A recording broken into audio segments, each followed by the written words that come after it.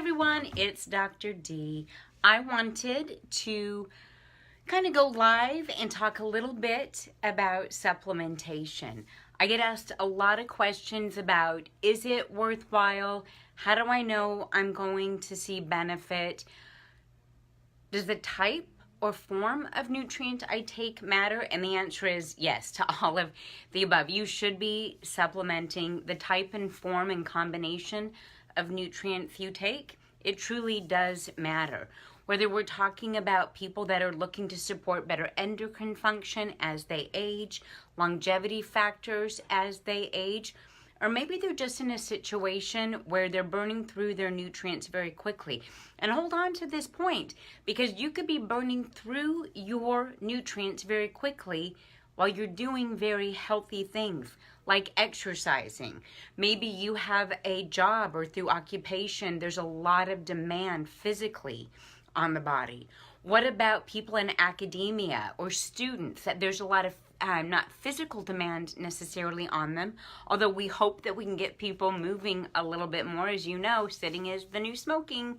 But what about that mental demand? We've all used words like exhausted, drained, right? And for that reason, you've just, due to your own lifestyle, longevity factor, or quality of life assessment, have decided you need to be a supplement taker, right? Because you want that vitality back. You want to have that energy back, that mental focus, and ultimately that physical stamina and endurance back. And as a result, you have self-identified as someone that needs to be supplementing. Now, as practitioners, myself, and practitioners in private practice, we run into beyond the quality of life factors where someone, quite frankly, has self-selected themselves as a supplement taker because they want better quality of life, energy, less joint discomfort, right? A better night's sleep.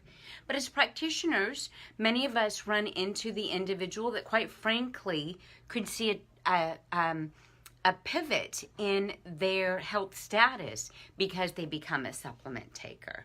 We see this a lot with vitamin D status in individuals, people with low thyroid function and how certain botanicals act in a similar fashion. Or what about people due to physical demands or mental demands use words like exhausted? And so we need to be able to put nutrients like vitamin C or magnesium or B vitamins back into their bodies for the building blocks of catecholamines, neurotransmitters, the things that help the adrenal gland function properly.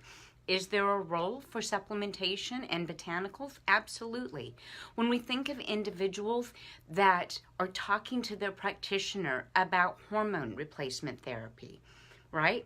Are there certain nutrients that help hormones behave better in the body? Well, we know this to be true with thyroid. We know that vitamin D and thyroid go hand in hand, or the production of thyroid hormone go hand in hand. We know that individuals that are vitamin C sufficient have better cardiac function or better cardiac response with their medications. We know that B vitamins, in particular niacin, has a very similar activity as it relates to cardiovascular well-being. We know that individuals are better off when they choose to do a more collective, supportive, more full spectrum approach to their well-being. So I think it's important that we kind of get these types of situations out of the way. But let's do this. Let's play a scenario game. You have someone that is very committed to a healthy diet. You have an individual that exercises and puts a lot of effort towards making sure they get a good night's sleep.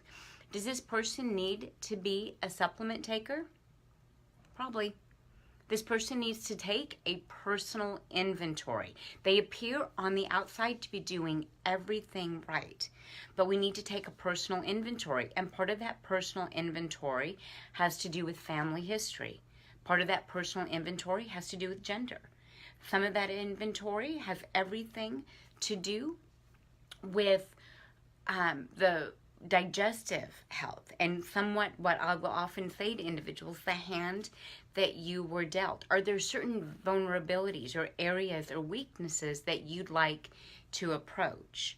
That individual that's highly committed to diet, to physical exercise, and to sleep has put themselves in a situation where the demand for supplementation is probably less, but still age-related factors, genetic-related factors, gender-related factors all dictate the need for supplementation. It doesn't matter how healthy you eat. It doesn't matter even if you come from good stock. Coenzyme Q10 production starts to decline as we age.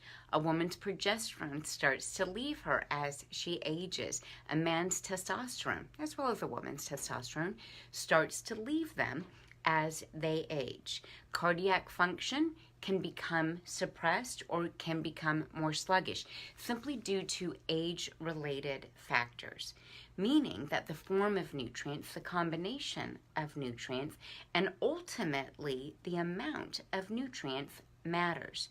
There are sluggish enzymes in the body. Some of us have them genetically, where we just don't metabolize as well.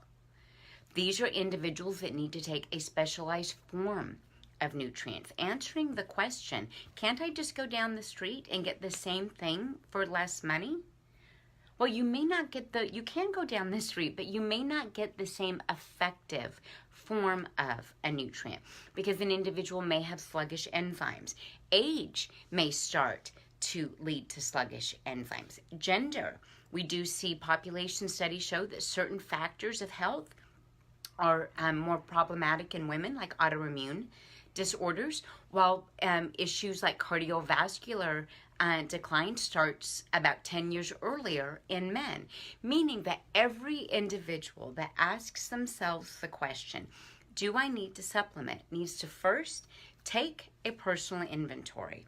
They need to evaluate their own quality of life factors. How well are they sleeping? Do they manage their stress? Do they feel like they're putting on extra inches around the middle or the hips? Do they feel like there's something that they could do to offset concerns that they have with their sleep habits, their dietary habits, or their stress habits?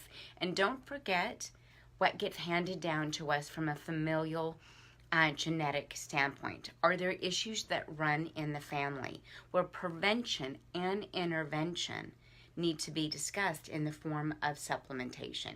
These are all the reasons why I think supplementation is sound. It's also the reason why I think quality ingredients need to be assessed. It's not effective to simply take a complex of B vitamins.